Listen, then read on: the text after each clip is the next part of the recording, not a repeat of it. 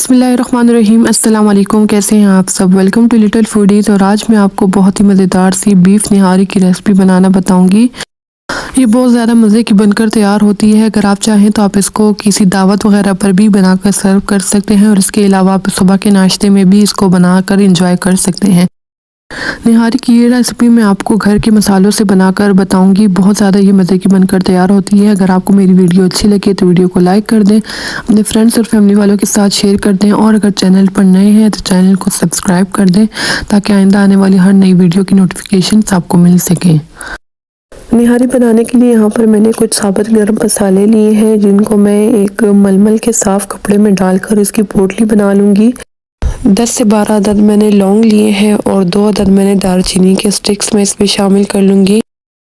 अजवाइन आधा खाने के चम्मच, 2 अदद मैं इसमें पिपली शामिल कर लूँगी। ये निहारी की सबसे इम्पोर्टेंट इंग्रेडिएंट है, ये आप लोगों ने इसमें ज़रूर शामिल कर लेना है। ये इस तरह से काली मिर्च की तरह होता है लेकिन ये लंबाई में थोड़ा सा लंबा होता है और ये आपको किसी भी मसाले की शॉप वगैरह से मिल जाएगा। तो इसको पिपली बोलते हैं। और 2 अदद ये मैं इसमें शामिल कर लूँगी। तेज़ पत्ते 2 अदद, मोटी इलायची 3 अदद, बादियान के फूल 3 अदद, ज़ीरा आधा खाने के चम्मच, हरी इलायची 8 से 10 अदद और 1 खाने का चम्मच भर के मैं इसमें सौंफ शामिल कर लूँगी। इन तमाम मसालों को एक मलमल के साफ़ कपड़े में डाल लेना है और इस तरह से इसकी पोटली बना लेनी है और इसको अच्छे तरीके से बांध लेना है ताकि जब हम इसको निहारी में शामिल करें तो ये खुले नहीं। यहाँ पर मैंने निहारी की जो पोटली है इसको मैंने तैयार कर लिया है, इसको मैं साइड पर रख लूँगी। इसके बाद यहाँ पर मैंने एक पतीली ली है जिसमें मैं आधा कप के करीब घी शामिल कर लूँगी। अगर आप चाहें तो आप इसमें घी का इस्तेमाल ज़्यादा भी कर सकते हैं, 1 कप तक घी आप इसमें शामिल कर सकते हैं।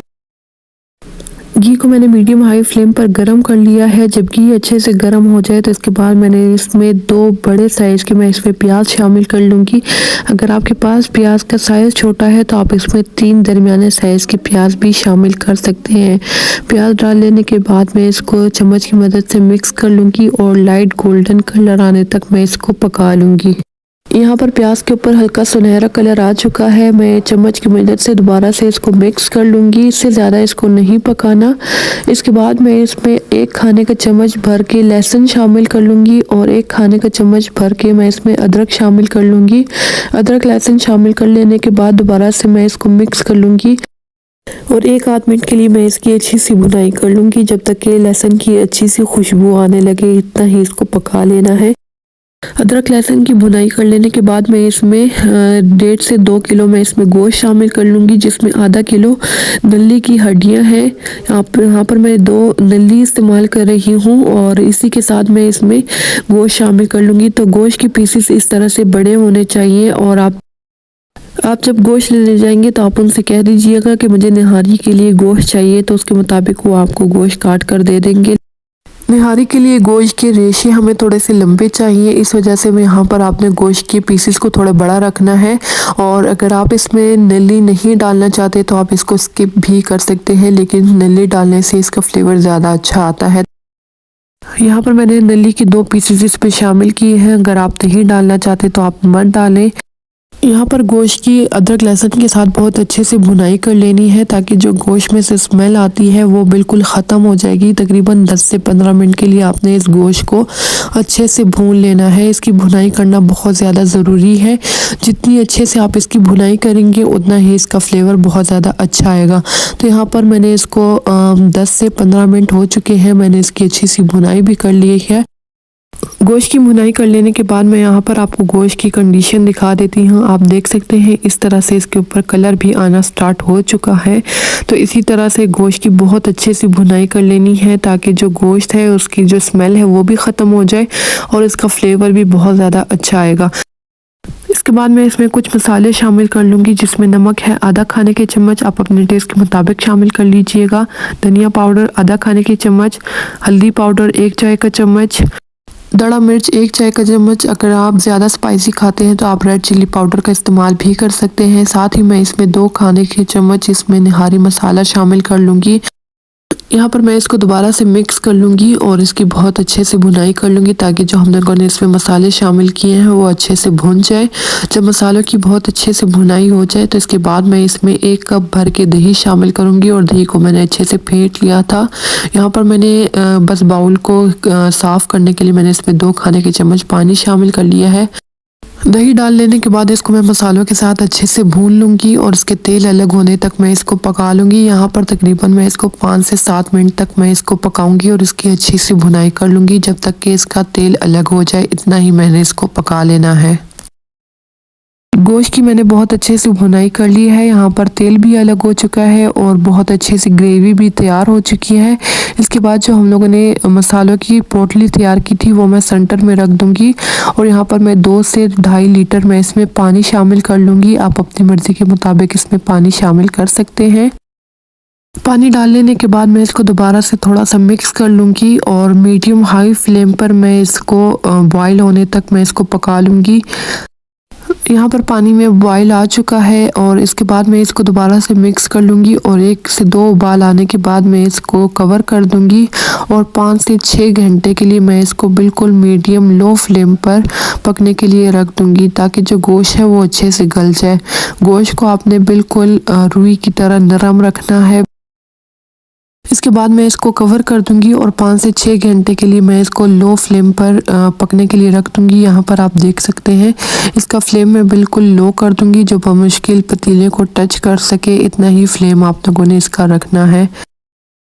यहाँ पर मैंने निहारी को पतीले में 3 घंटे मैंने इसको पका लिया था और गोश्त तकरीबन गल चुका था लेकिन इसमें भी कसर थी, तो फिर मैंने जल्दी में इसको कुकर में डाल दिया था क्योंकि मुझे जल्दी में चाहिए था। तो आधे घंटे के लिए मैंने इसको कुकर में पका लिया और इसके बाद मैंने इसको दोबारा से पतीले में ट्रांसफ़र कर लिया है। अगर आप इसको 5 से 6 घंटे नहीं पकाना चाहते तो आप सेम रेसिपी को फॉलो करते हुए आप इसको कुकर में भी बना सकते हैं और कुकर में आपने इसको 1 से 1.5 घंटे के लिए पका लेना है। और यहाँ पर हमारा बहुत मज़ेदार सा गोश्त बनकर तैयार हो चुका है। मैं आपको इसको तोड़कर भी दिखा देती हूँ। इस तरह से बिल्कुल नरम रेशे वाला गोश्त होना चाहिए, इतना आपने इसको गला लेना है। अगर आप निहारी को कुकर में बनाना चाहते हैं तो आप लोगों ने निहारी को कुकर में अलग से पकाना है और इसकी नली वाली हड्डी को आप लोगों ने अलग से बॉईल करना है। उसको आप लोगों ने निहारी के गोश्त के साथ नहीं पकाना, क्योंकि अगर आप इसको निहारी के गोश्त के साथ पकाएंगे तो नली की हड्डी जल्दी पक जाती है और उसके अंदर का जो गूदा है वो बहुत सॉफ्ट होता है और वो निहारी के गोश्त के साथ ही मिक्स हो जाएगा और इस तरह से वो हमें नहीं चाहिए। इसलिए हमें इन दोनों चीज़ों को फिर अलग अलग से ही बॉईल करना है। यहाँ पर जो हम लोगों ने मसालों की पोटली इसमें शामिल की थी, इसको मैं इस तरह से इसमें से पानी निकाल लूँगी। जितने भी हमें फ्लेवर चाहिए थे वो इस पानी में आ चुके हैं और इस पोटली को मैं फेंक दूँगी और इसके बाद मैं दोबारा से निहारी को बिल्कुल मीडियम लो फ्लेम पर पकने के लिए रख दूंगी। और इसी के साथ जो हम लोगों ने इसमें से नली की हड्डी को जो अलग किया था वो दोबारा से मैं इसमें शामिल कर लूँगी। प्रेशर कुकर में गोश्त डालने से पहले मैंने इस नली की हड्डियों को निकाल लिया था और इसको मैंने दोबारा से इस मसाले के साथ शामिल कर लिया है। मीडियम लो फ्लेम पर मैं इसको दोबारा से पकने के लिए रख दूँगी। अगर आपने अभी तक मेरे चैनल को सब्सक्राइब नहीं किया तो नीचे रेड सब्सक्राइब के बटन को क्लिक कर दें और बेल के आइकन को क्लिक कर दें ताकि आइंदा आने वाली हर नई वीडियो की नोटिफिकेशंस आपको मिल सके। और इसके बाद यहाँ पर मैंने एक फ्राइंग पैन लिया है जिसमें मैं 3 से 4 खाने के चम्मच आटा शामिल कर लूँगी। नॉर्मली जो घर में हम लोग आटा गूंथते हैं गंदम का वही आटा है और इसको मैं मीडियम लो फ्लेम पर ड्राई रोस्ट कर लूँगी और इसकी खुशबू आने तक मैं इसको पका लूँगी। आटे को रोस्ट करते हुए आपने चम्मच की मदद से इसको इस तरह से मिक्स करते रहना है, नहीं तो ये नीचे से जल जाएगा और इसमें जला हुआ फ्लेवर आएगा। जब आटा अच्छे से रोस्ट हो जाए तो इसके बाद मैंने इसको एक बाउल में ट्रांसफ़र कर लिया है। इसके बाद मैं इसमें आधा कप पानी शामिल कर लूँगी। यहाँ पर मैंने पानी एक साथ शामिल कर लिया है। अगर आप चाहें तो आप इसमें थोड़ा थोड़ा पानी करके शामिल कर लें और इसका एक स्मूथ सा बैटर तैयार कर लें। यहाँ पर चम्मच की मदद से इसको बहुत अच्छे से मिक्स कर लेना है और इसमें बिल्कुल भी गुठलियाँ नहीं होनी चाहिए। यहाँ पर आटे की स्लरी मुझे थोड़ी सी ज़्यादा गाढ़ी लग रही थी तो मैंने मज़ीद इसमें 2-3 खाने के चम्मच पानी शामिल कर लिया है और मिक्स करने के बाद इसका इस तरह से टेक्सचर तैयार हो चुका है। तो यहाँ पर हमारी आटे की स्लरी बिल्कुल तैयार हो चुकी है। इसके बाद जो हम लोगों ने निहारी को बिल्कुल लो मीडियम फ्लेम पर पकने के लिए रखा था और यहाँ पर जो हम लोगों ने आटे की स्लरी तैयार की है उसको हम लोगों ने निहारी में शामिल कर लेना है। एक हाथ से मैं इस आटे की स्लरी को निहारी में शामिल करूंगी और दूसरे हाथ से मैं मुसलसल इसको मिक्स करती रहूंगी। जैसे हम लोग सूप बनाने के लिए उसमें कॉर्नफ्लोर शामिल करते हैं वैसे ही थोड़ी थोड़ी करके मैं इसमें आटे की स्लरी शामिल करूंगी और साथ ही साथ मैं इसको चम्मच से मिक्स करूंगी और जितनी हमें थिक चाहिए होगी उसके मुताबिक हम लोगों ने इसमें आटा शामिल कर लेना है। मैंने यहाँ पर निहारी को जितना गाढ़ा रखना था उसके मुताबिक मैंने इसमें आटा शामिल कर लिया है और इसमें मैं मज़ीद आटा और शामिल नहीं कर रही, तो इतना ही हम लोगों ने इसमें आटा शामिल कर लेना है और इसके बाद मैं इसको दोबारा से 2-3 मिनट तक मुसलसल मिक्स करूँगी ताकि जो हम लोगों ने इसमें आटा शामिल किया है इसकी गुठलियाँ ना बने। इसके बाद मैं इसको कवर करके 40 मिनट तक मज़ीद इसको पकाऊँगी और ताकि जो इसमें हम लोगों ने आटा शामिल किया उसका कच्चा फ्लेवर ख़त्म हो जाए और निहारी का अच्छा सा फ्लेवर आ जाए। यहाँ पर निहारी को पकते हुए 40 मिनट हो चुके हैं और आप देख सकते हैं इसके ऊपर तेल भी आ चुका है। मैंने आटा डालने से पहले मैंने इसका तेल अलग नहीं किया था। अगर आप चाहें तो आप इसमें से तेल अलग कर सकते हैं और सर्विंग के टाइम पर दोबारा से इसमें तेल शामिल कर सकते हैं। इस टाइम पर आप इसमें नमक चेक कर लीजिएगा, अगर आपको नमक कम लगे तो आप इसमें मज़ीद नमक शामिल कर सकते हैं। मुझे नमक इसमें बिल्कुल बराबर लग रही थी, मैंने इसमें मज़ीद नमक वगैरह कुछ भी शामिल नहीं किया। लास्ट में मैं इसके ऊपर हरा धनिया और अदरक, हरी मिर्ची वगैरह शामिल कर लूँगी। मैंने ये निहारी की रेसिपी घर के मसालों से ही बनाकर तैयार की है लेकिन इसका फ्लेवर बहुत ज़्यादा अच्छा आया है। आप ये निहारी की रेसिपी ज़रूर ट्राई कीजिएगा और मुझे कमेंट्स में बताइएगा कि आपको आज की मेरी ये वीडियो कैसी लगी। और इसको आप दावत वगैरह पर बना सकते हैं, फ्लेवर इसका बहुत ज़्यादा अच्छा आता है और बहुत ज़्यादा ये मज़े की बनकर तैयार होती है। बिस्मिल्लाहिर्रहमानिर्रहीम, अस्सलाम वालेकुम, कैसे हैं आप सब। Welcome to little foodies. और आज मैं आपको बहुत ही मज़ेदार और बहुत आसान तरीके से कड़ी पकौड़ा की रेसिपी बनाना बताऊँगी। इस रेसिपी में मैं आपको बहुत सारे टिप्स दूँगी जो आप अगर पहली बार भी कड़ी पकौड़ा की रेसिपी बनाएंगे तो भी आप इसको बहुत आसानी से बना सकेंगे और बहुत ज़्यादा ये मज़े की बनकर तैयार होगी। अगर आपको मेरी वीडियो अच्छी लगे तो वीडियो को लाइक कर दें, अपने फ्रेंड्स और फैमिली वालों के साथ शेयर कर दें और अगर चैनल पर नए हैं तो चैनल को सब्सक्राइब कर दें ताकि आइंदा आने वाली हर नई वीडियो की नोटिफिकेशंस आपको मिल सके। कड़ी बनाने के लिए सबसे पहले एक फ्राइंग पैन में मैं 1 कप बेसन शामिल कर लूँगी और उसको मैं मीडियम टू लो फ्लेम पर पकने के लिए रख दूँगी। बेसन की अच्छी सी भुनाई कर लेनी है और उसकी खुशबू आने तक इसको पका लेना है। यहाँ पर बेसन की भुनाई करते हुए साथ साथ इसको मिक्स करते रहना है, नहीं तो बेसन जल जाएगा और कड़ी में इसका जला हुआ फ्लेवर आएगा। तो यहाँ पर बेसन की अच्छी सी भुनाई कर लेनी है और उसकी खुशबू आने तक इसको पका लेना है। तकरीबन 2 से 3 मिनट तक इस बेसन की अच्छी सी भुनाई कर लेनी है। बेसन की मैंने 2-3 मिनट तक अच्छी सी भुनाई कर ली है। यहाँ पर बेसन की बहुत अच्छी सी खुशबू भी आना शुरू हो गई है और उसका कलर भी चेंज हो चुका है। तो मैं बेसन को एक बाउल में निकाल लूँगी। इसके बाद एक बाउल में मैं आधा किलो दही शामिल कर लूँगी। ये घर का बना हुआ दही है और अगर हो सके तो आप लोगों ने थोड़ा सा खट्टा दही इस्तेमाल करना है। इसकी कड़ी बहुत ज़्यादा मज़े की बनकर तैयार होती है। विस्क की मदद से मैं इसको बहुत अच्छे से मिक्स कर लूँगी ताकि इसमें बिल्कुल भी लम्स ना हो। इसके बाद रोस्ट किया हुआ बेसन मैं इसमें शामिल कर लूँगी और बेसन डाल लेने के बाद दोबारा से इसको बहुत अच्छे से मिक्स कर लेना है और इसमें कोई भी गुठली नहीं होनी चाहिए। तो 2-3 मिनट तक इसको अच्छे से मिक्स कर लेना है और उसका एक स्मूथ सा बैटर तैयार कर लेना है। यहाँ पर मैंने बेसन और दही को बहुत अच्छे से मिक्स कर लिया है और उसका एक स्मूथ सा बैटर तैयार कर लिया है। इसके बाद मैं इसमें 1 कप पानी शामिल कर लूँगी और पानी डाल लेने के बाद मैं दोबारा से इसको बहुत अच्छे से मिक्स कर लूँगी। यहाँ पर हमारा दही और बेसन का बैटर तैयार हो चुका है, इसको मैं साइड पर रख दूँगी। इसके बाद यहाँ पर मैंने आधा कप घी लिया है और उसको मैं पतीले में डालकर मीडियम हाई फ्लेम पर गर्म होने के लिए रख दूंगी। यहाँ पर मैं घी का इस्तेमाल कर रही हूँ, आप घी की जगह ऑयल का इस्तेमाल भी कर सकते हैं। जब घी अच्छे से गर्म हो जाए तो इसके बाद मैं इसमें आधा खाने की चम्मच ज़ीरा शामिल कर लूँगी और इसको मैं 1-8 मिनट तक अच्छे से पका लूँगी। आधा खाने की चम्मच में इसमें अदरक शामिल कर लूँगी और आधा खाने की चम्मच में इसमें लहसुन शामिल करके इसकी अच्छी सी भुनाई कर लेनी है और उसकी खुशबू आने तक इसको पका लेना है। इसके बाद आधा खाने की चम्मच में इसमें हल्दी शामिल कर लूँगी और इसको अच्छे से मिक्स कर लूँगी और इसकी भुनाई कर लूँगी। हल्दी का इस्तेमाल यहाँ पर मैं थोड़ा सा ज़्यादा कर रही हूँ क्योंकि इससे कड़ी में बहुत अच्छा सा कलर आता है। 1 चाय का चम्मच मैं इसमें रेड चिली पाउडर शामिल कर लूँगी। आधा खाने के चम्मच मैं इसमें नमक डाल लूँगी और उसको भी अच्छे से मिक्स कर लूँगी और इसकी अच्छे से भुनाई कर लूँगी। नमक मिर्च आप अपने टेस्ट के मुताबिक शामिल कर लीजिएगा। इसके बाद मैं इसमें 2-3 खाने के चम्मच पानी शामिल कर लूँगी ताकि मसाले की अच्छी भुनाई हो जाए और वो जले भी नहीं। और इसको मैं तेल अलग होने तक पका लूँगी। जैसे ही इसका तेल अलग हो जाए तो इसके बाद जो हम लोगों ने दही और बेसन का बैटर तैयार किया था वो मैं इसमें शामिल कर लूँगी। दही और बेसन के बैटर को मैं मसालों के साथ 1-2 मिनट तक अच्छे से पका लूँगी और जैसे ही इसका तेल अलग होना स्टार्ट हो जाए तो मैं इसमें 3 से 4 गिलास में इसमें पानी शामिल कर लूँगी। आप अपनी मर्ज़ी के मुताबिक जितनी कड़ी बनाना चाहते हैं और जितनी उसको गाढ़ा रखना चाहते हैं उसके मुताबिक आप उसमें पानी शामिल कर लीजिएगा। यहाँ पर मैंने 3 से 4 गिलास इसमें पानी शामिल कर लिए हैं। पानी डाल लेने के बाद इसको मिक्स कर लेना है और जब तक कड़ी में एक उबाल ना आ जाए तब तक आपने इसको मिक्स करना है। इसको ऐसे नहीं छोड़ना, नहीं तो इसमें लम्स बन जाएंगे। यहाँ पर कड़ी में बॉईल आना स्टार्ट हो चुका है तो कड़ी को मैं यहाँ पर दोबारा से एक बार अच्छे से मिक्स कर लूँगी और फ्लेम में इसको बिल्कुल लो कर दूँगी। बिल्कुल लो फ्लेम पर मैं इसको 1 से 1.5 घंटे के लिए पकने के लिए रख दूँगी। तो यहाँ पर मैंने इसको मिक्स कर लिया है, इसको कवर कर देना है और 1 से 1.5 घंटे के लिए मैं इसको बिल्कुल लो फ्लेम पर पकने के लिए रख दूँगी।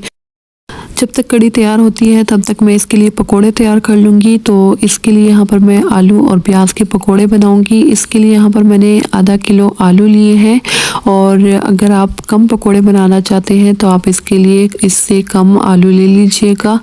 यहाँ पर मैंने आलू को इस तरह से लंबाई में काट लिया था। जितना आप बारीक काट सकते हैं उतने ही आप लोगों ने इसको बारीक काट लेना है और इसको मैंने पानी में रख लिया था ताकि आलू काले ना हो। आलू से मैंने पानी निकाल लिया है और इस आलू को मैं एक बड़े मिक्सिंग बाउल में डाल लूँगी। इसके बाद यहाँ पर मैंने 4 से 5 दरमियाने साइज़ के प्याज लिए हैं जिसको मैंने इस तरह से लंबाई में काट लिया है और इसको भी मैंने पानी में डालकर इसको अच्छे से मसल लिया है ताकि इसकी खटास भी ख़त्म हो जाए और इसके इस तरह से लच्छे भी तैयार हो जाए। इसके बाद मैं इसमें 1 कप धनिया शामिल कर लूँगी। धनिया के साथ आप इसमें हरी मिर्चें भी शामिल कर सकते हैं, लेकिन मैं इसको बहुत ज़्यादा स्पाइसी नहीं बनाना चाहती, इस वजह से मैंने इसमें मिर्ची शामिल नहीं की। और धनिया डाल लेने के बाद इसको बहुत अच्छे से मिक्स कर लेना है ताकि जब हम इसमें मसाले और बेसन डालें तो उस वक्त पर हमें इसको बहुत ज़्यादा मिक्स करने की ज़रूरत नहीं पड़ेगी। इसके बाद मैं इसमें मसाले शामिल कर लूँगी। हल्दी 1 चाय का चम्मच, ज़ीरा आधा खाने के चम्मच, दड़ा मिर्च आधा खाने के चम्मच, काली मिर्च आधा चाय का चम्मच, नमक आधा खाने के चम्मच आप अपने टेस्ट के मुताबिक डाल लीजिएगा। चिकन पाउडर आधा खाने के चम्मच, ये ऑप्शनल है, अगर आप नहीं डालना चाहते तो आप इसको स्किप कर सकते हैं। गरम मसाला आधा खाने के चम्मच और कसूरी मेथी 1 खाने के चम्मच। कसूरी मेथी को आप लोगों ने हथेली में इस तरह से डालकर मसल लेना है और उसके बाद आपने इसको शामिल कर लेना है। इससे पकौड़ों में बहुत ज़्यादा अच्छा फ्लेवर आता है, तो ये आप लोगों ने इसमें ज़रूर शामिल करना है।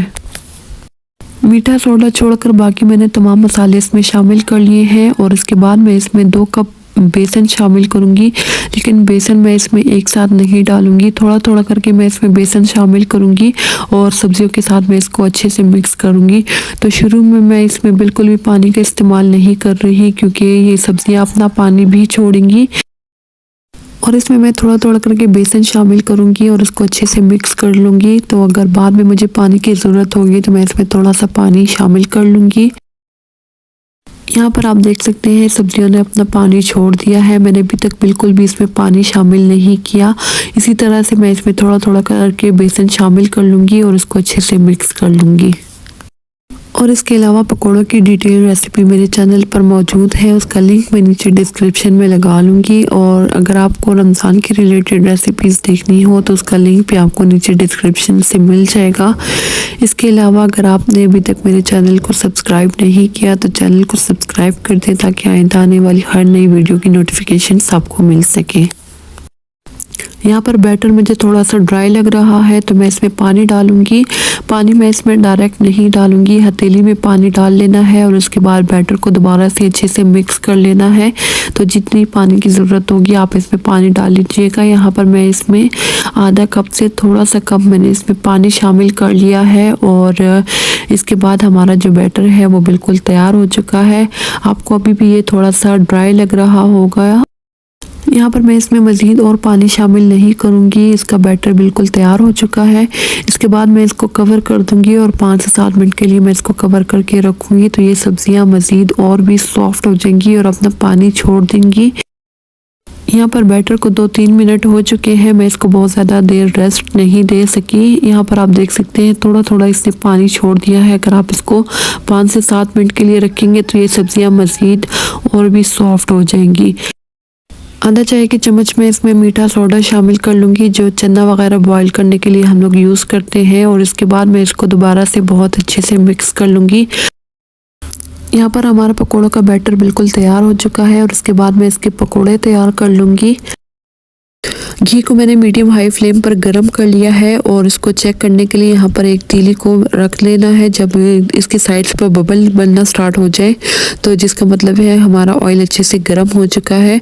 और पकोड़े डालने से पहले आप लोगों ने इसका फ्लेम बिल्कुल लो कर लेना है। लो फ्लेम पर आप लोगों ने पकोड़े कढ़ाई में शामिल कर लेने हैं, ताकि जब हम लोग पकोड़े डालें तो फ़ौरन से इसके ऊपर कलर ना आ जाए और बीच में से ये कच्चे ना रह जाए। तो इस वजह से पकोड़े डालते वक्त आप लोगों ने फ्लेम बिल्कुल लो कर देना है। और पकोड़े डाल लेने के बाद आप लोगों ने इसको दोबारा से मीडियम हाई फ्लेम पर इसको पका लेना है। तो इस तरह से आपके पकोड़े कभी भी कच्चे नहीं रहेंगे और ये अंदर तक अच्छे से पक भी जाएंगे। पकोड़े डाल लेने के बाद आप लोगों ने इसको 2-3 मिनट तक बिल्कुल भी छेड़ना नहीं है। जब इसके ऊपर एक साइड से अच्छे से कलर आ जाए, इसके बाद आप लोगों ने इसकी साइड्स चेंज कर लेनी है और दोनों साइड से अच्छे से कलर आने तक इसको पका लेना है। अगर आप इस टिप्स को फॉलो करेंगे तो आपके पकोड़े कभी भी ख़राब नहीं होंगे, ना ही वो ऑयली बनकर तैयार होंगे और ना ही वो अंदर से कच्चे रहेंगे। तो आप भी इस रेसिपी को ज़रूर ट्राई कीजिएगा और मुझे कमेंट्स बताइएगा कि आपको आज की ये रेसिपी कैसी लगी। पकोड़ों की साइड्स चेंज कर लेने के बाद इसको 1-2 मिनट तक पका लेना है और उसके बाद स्ट्रेनर की मदद से इस तरह से इसको मिक्स करना है, ताकि तमाम पकोड़ों के ऊपर एक जैसे कलर भी आ जाए और ये अंदर तक पक जाए। यहाँ पर हमारे जो पकोड़े हैं वो तकरीबन तैयार हो चुके हैं। इसके ऊपर बहुत खूबसूरत सा कलर भी आ चुका है। तो इसको मैं स्ट्रेन कर लूँगी ताकि इसमें से एक्स्ट्रा ऑयल वो निकल जाए। यहाँ पर मैं आपको एक पकोड़ा तोड़कर भी दिखा देती हूँ। आप देख सकते हैं ये अंदर तक बहुत अच्छे से पक चुके हैं, बिल्कुल भी कच्चे नहीं हैं। यहाँ पर हमारी कढ़ी बिल्कुल तैयार हो चुकी है और आई एम सॉरी, यहाँ पर थोड़ी सी वीडियो स्किप हो गई है, लेकिन मैंने इसमें कुछ भी शामिल नहीं किया। सिर्फ मैंने इसमें पकोड़े डाले हैं और 2 से 3 मैंने इसमें साबुत हरी मिर्चें शामिल की हैं। अगर आप चाहें तो आप इसमें हरी मिर्चें काट कर भी शामिल कर सकते हैं। और आप लोग कढ़ी की कंसिस्टेंसी भी चेक कर लीजिएगा। जितनी आप इसको गाढ़ा रखना चाहते हैं उसके मुताबिक आप इसको रख लीजिएगा। अगर आपको लगे कि इसमें पानी कम है तो आप इसमें मज़ीद 1-आधा कप पानी मज़ीद शामिल करके इसको मज़ीद पका लीजिएगा। और इसके बाद आप लोगों ने इसमें पकोड़े शामिल कर लेने हैं। पकोड़े आप लोगों ने सर्विंग से पहले शामिल करने हैं, बहुत ज़्यादा देर पहले शामिल नहीं करने, नहीं तो जितना भी मॉइस्चर होगा वो पकोड़े अब्जॉर्ब कर लेगा और आपकी कढ़ी मज़ीद गाढ़ी हो जाएगी। तो इस बात का आप लोगों ने ख्याल करना है कि आप लोगों ने सर्विंग से पहले आप लोगों ने बस इसमें पकोड़े शामिल कर लेने हैं और उसके बाद आप लोगों ने इसके ऊपर तड़का डाल लेना है। तड़का बनाने के लिए यहाँ पर मैं 1 से 1.5 खाने की चम्मच इसमें घी शामिल कर लूँगी। घी का इस्तेमाल यहाँ पर मैं बहुत ज़्यादा नहीं कर रही है। अगर आप चाहें तो आप 2 से 3 खाने की चम्मच भी इसमें घी शामिल कर सकते हैं। घी को मैंने मीडियम हाई फ्लेम पर गरम कर लिया है। इसके बाद मैं इसमें एक दरमियाने साइज़ का कटा हुआ प्याज इसमें शामिल कर लूँगी और प्याज को मैं हल्का सॉफ्ट होने तक मैं इसको पका लूँगी। इसका बहुत ज़्यादा कलर चेंज नहीं करना। तो यहाँ पर जब प्याज अच्छे से सॉफ्ट हो जाए इसके बाद मैं इसमें ज़ीरा शामिल करूँगी 1 चाय का चम्मच। 4 से 5 में इसमें मोटी वाली गोल मिर्ची शामिल कर लूँगी और 1 चाय का चम्मच इसमें कश्मीरी लाल मिर्च शामिल करूँगी। इसको देगी मिर्च भी कहते हैं। ये बिल्कुल भी तीखी नहीं होती और इससे सालन में बहुत अच्छा सा कलर आता है।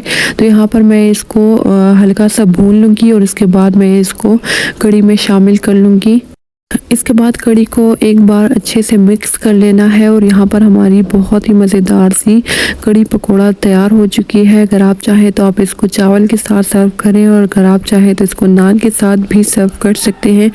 जैसे आपको पसंद हो वैसे ही आप इसको सर्व कर सकते हैं। बहुत ज़्यादा ये मज़े की बनकर तैयार होती है और बनाना भी इसका बहुत ज़्यादा आसान है। बिस्मिल्लाहिर्रहमानिर्रहीम, अस्सलाम वालेकुम। कैसे हैं आप सब? Welcome to little foodies. और आज मैं आपको बहुत ही मज़ेदार सी रेस्टोरेंट स्टाइल कॉफ़ीचीनो कॉफ़ी की रेसिपी बनाना बताऊंगी। इस कॉफ़ी को बनाने के लिए यहाँ पर मैंने किसी भी इलेक्ट्रिक बीटर वगैरह का इस्तेमाल नहीं किया। हाथ की मदद से ही मैं आपको इस तरह से फ्लफ़ी और बहुत ही मज़ेदार सी कॉफ़ी बनाना बताऊंगी। तो इस रेसिपी को आप लोगों ने बिल्कुल भी स्किप नहीं करना, वीडियो को आप लोगों ने एंड तक देखना है। और अगर आपको मेरी वीडियो अच्छी लगे तो वीडियो को लाइक कर दें, अपने फ्रेंड्स और फैमिली वालों के साथ शेयर कर दें और अगर चैनल पर नए हैं तो चैनल को सब्सक्राइब कर दें ताकि आइंदा आने वाली हर नई वीडियो की नोटिफिकेशंस आपको मिल सके। कॉफ़ी बनाने के लिए यहाँ पर मैंने एक बाउल में सबसे पहले 2 चाय के चम्मच कॉफ़ी शामिल कर लूँगी। आपको जितनी कॉफ़ी बनानी होगी उसके मुताबिक आप लोग इस रेसिपी को डबल कर लीजिएगा। इसी के साथ यहाँ पर मैं इसमें 2 खाने के चम्मच चीनी शामिल कर लूँगी। चीनी आप अपने टेस्ट के मुताबिक इसमें शामिल कर सकते हैं। इसके बाद यहाँ पर मैंने गर्म पानी लिया है, आधा कप पानी। बहुत ज़्यादा गर्म मैंने नहीं किया, ना ही बहुत ज़्यादा मैंने इसको उबाला है, बस थोड़ा सा मैंने इसको गर्म कर लिया था। तो इससे मैं 2 से 3 चाय के चम्मच मैं इसमें पानी शामिल कर लूँगी और इसके बाद मैं इसको मिक्स कर लूँगी। इसमें बहुत ज़्यादा पानी डालने की ज़रूरत नहीं है, 2 से 3 चाय के चम्मच पानी शामिल कर लेना है और इसके बाद आप लोगों ने इसको अच्छे से मिक्स कर लेना है। गर्म पानी डाल लेने से चीनी और कॉफ़ी जल्दी से डिज़ोल्व हो जाएंगी और ये कॉफ़ी जल्दी से बनकर तैयार हो जाएगी। इस कॉफ़ी को आप लोगों ने मुसलसल मिक्स करते रहना है और तकरीबन 7 से 8 मिनट तक आप लोगों ने लगातार इसको मिक्स करते रहना है जब तक इसका कलर चेंज हो जाए और ये साइज़ में डबल हो जाए। तो यहाँ पर इसको 1 मिनट के बाद आप देख सकते हैं कि इसका कलर तकरीबन चेंज होना स्टार्ट हो चुका है। कॉफ़ी के मग को आप लोगों ने हथेली में इस तरह से थोड़ा तिरछा पकड़ना है और चम्मच की मदद से आपने इसको जल्दी से मिक्स करना है। तो इससे चीनी जल्दी डिसॉल्व हो जाएगी और हमारी कॉफ़ी जल्दी तैयार हो जाएगी।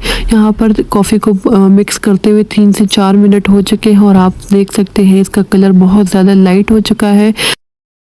मज़ीद मैं इसको 2-3 मिनट तक और मिक्स कर लूँगी ताकि इसका कलर मज़ीद लाइट हो जाए और साइज़ में ये डबल हो जाए। जब हम किसी रेस्टोरेंट वगैरह में जाते हैं और वहाँ पर कॉफ़ी पीते हैं तो हमें लगता है कि इस तरह से कॉफ़ी घर में बनकर तैयार ही नहीं हो सकती, लेकिन आप इस रेसिपी को फॉलो करते हुए अब घर पर भी रेस्टोरेंट स्टाइल कॉफ़ी घर पर बना सकते हैं। ये बहुत मज़े की बनकर तैयार होती है।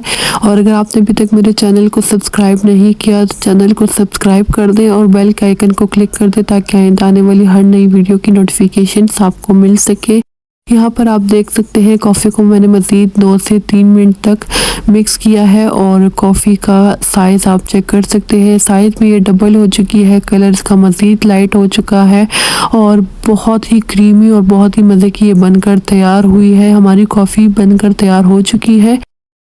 इस कॉफ़ी को बनाकर आप इसको एयर टाइट कंटेनर में 1 हफ्ते तक फ्रिज में स्टोर करके रख सकते हैं। ये ख़राब नहीं होती और जितनी आपको ज़रूरत हो उसके मुताबिक आप इसको बना सकते हैं। आपको कॉफ़ी बार बार बनाने की ज़रूरत भी नहीं पड़ेगी और ना ही आपको इतनी मेहनत करने की ज़रूरत पड़ेगी। कॉफ़ी बनाने के लिए यहाँ पर मैंने एक पतीली में 2 कप दूध शामिल कर लिया है और उसको मैं मीडियम हाई फ्लेम पर गर्म होने के लिए रख दूँगी। अगर आप ज़्यादा कॉफ़ी बनाना चाहते हैं तो उसके मुताबिक आप लोग दूध ले लीजिएगा और जब दूध में इस तरह से बॉयल आना स्टार्ट हो जाए तो आपने चम्मच या किसी भी कप वगैरह से इसको इस तरह से मिक्स करते रहना है।